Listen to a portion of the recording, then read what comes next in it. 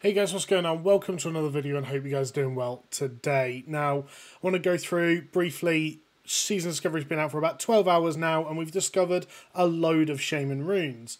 So I wanted to do a video covering all the ones that I've managed to discover personally, where they are, how to get them, all that good stuff. So we're going to go for the first one, which is Overload. Now, Overload's going to be the first one that you find for Orc, Troll and Tauren Shamans, I imagine. It's the one that you kind of get given a quest to go and find. For Taurens, it's to go and kill the Shamans in the area and they will drop you an idol. That idol then you can use to... Basically, you have to get hit multiple times by nature damage to power up the idol and turn it into a spell that can be used. Very, very simple, right?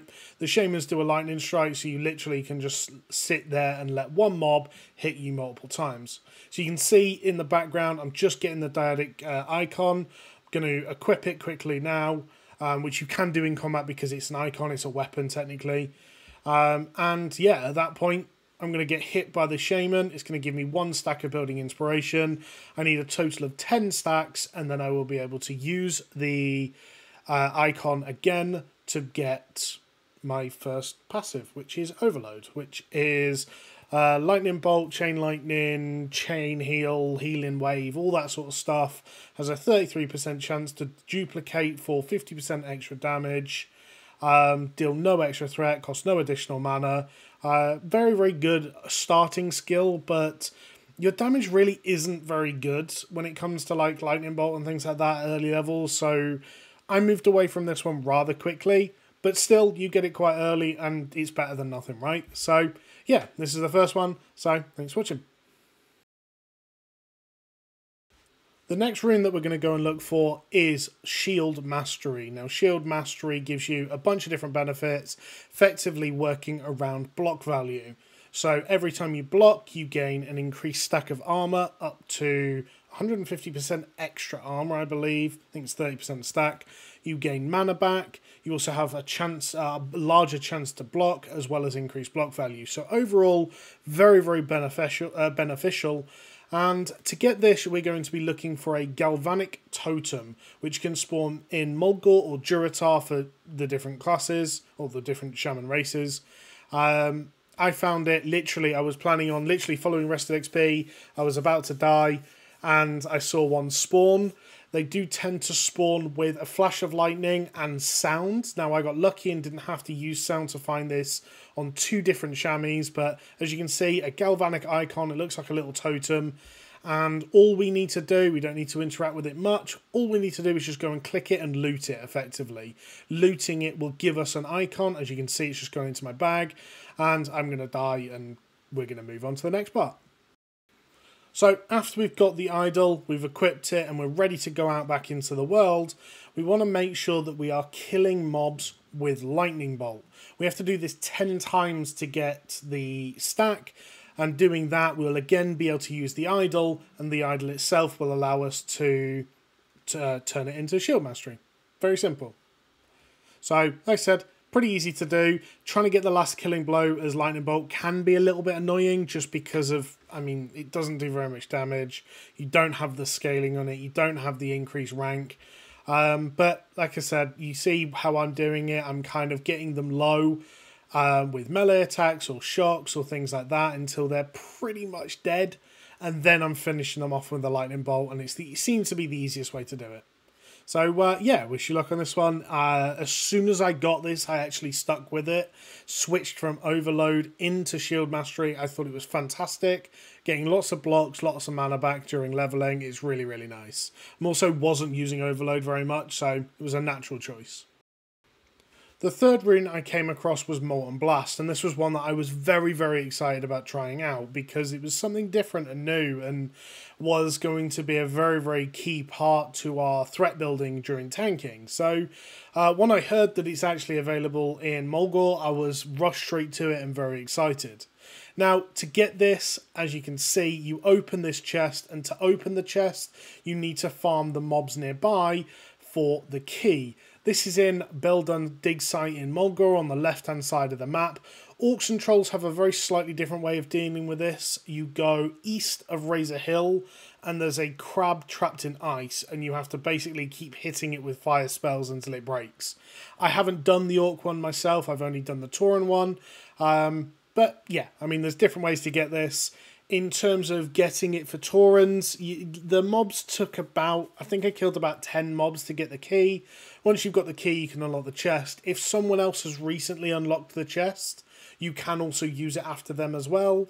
But yeah, overall, once you get Molten Blast, I thought it was a very good ability. It's just very mana intensive, so you may struggle to be able to sustain using it. And to fulfill the idol, so obviously you get another idol, we need to charge that up to be able to get the ability by killing mobs or getting the killing blow on mobs with Earth Strike even. So yeah, I mean, not as hard as the Lightning Bolt by any means, but you know, still something worth considering. I stayed up here until I was going to be finished with the pickaxes, and then planned on moving downstairs just to finish it off on the mobs that were a lot easier. These dwarves actually do pack a punch, they have some heals and things like that, so they can be quite frustrating, and they're in close proximity, so they have a good chance of pulling other things as well. So yeah, this is the third rune that I found. I thought it was very good and have been using it ever since I got it. Ancestral Guidance was the fourth rune that I found. It, for the next 10 seconds, 25% of your damage is converted to healing on up to 3 nearby party members, and 100% of your healing is converted to damage on your most recent flame shock target. This is a leg enchant and can be quite useful, although I didn't really get much use out of it, but you'll see why shortly. So this is actually the Orc and Troll place to get it. It's in Kolkar Crag, which is literally as you come out of the Valley of Trials, the starting area for Orcs and Trolls. Take a right and you'll get to the Centaurs, and that's where you're looking for. Now, this is a 2-player channel, so you'll need either a Shaman or a Priest to begin the channel and have someone else click the portal to be able to basically, there'll be a little NPC that spawns, it'll fall over, you can loot it and get the rune. You won't have to do anything, there's no idols or anything like that. It literally is get the rune, click it and learn it, which is great. Apparently there is a Tauren one that's found in the Venture Coal Mine on the right hand side of Mulgore, but I haven't seen that personally and haven't managed to confirm that for myself. Like I said, for me this was the easiest place because it literally is on like a 30-second to a minute respawn, and it's quite easy to do. The fifth rune that we found is Way of Earth. Now this is a fantastic rune, and the thing that enables us really to be able to tank as Shamans. While Rockbiter is active on your main hand weapon, you deal 50% increased threat, gain 30% increased health, take 10% reduced damage, gain 6% reduced chance to be critically hit by melee attacks, and Earth Shock taunts targets to attack you, has a separate cooldown from other shock spells, but is a melee only spell. So it's a very, very crucial ability to what we need as a core tanking toolkit. And it's very simple. You literally find this mob found just outside of Ratchet, purge it, loot it, and you will get the rune directly for Way of Earth.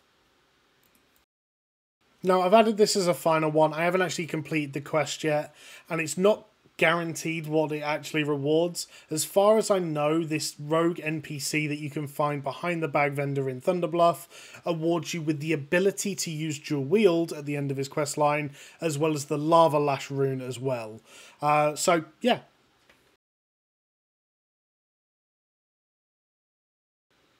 Overall, it's like 10 AM in the morning for me. I've had a fantastic time so far in Season of Discovery.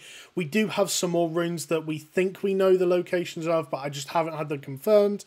And I'd rather make sure that I get them, you know, somewhat confirmed before I release them to you guys.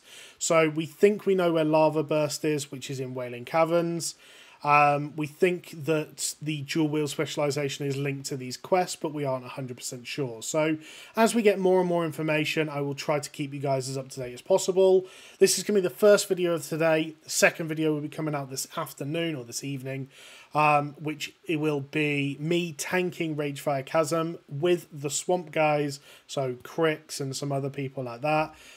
Super fun runs. We did a couple of runs, and the second one we really got kind of our groove into what it looked like. Really happy with Shaman tank. So yeah, stick around, sub to the channel, all that good stuff. and you'll be able to get some footage of that as well. Thanks for watching. Catch you later.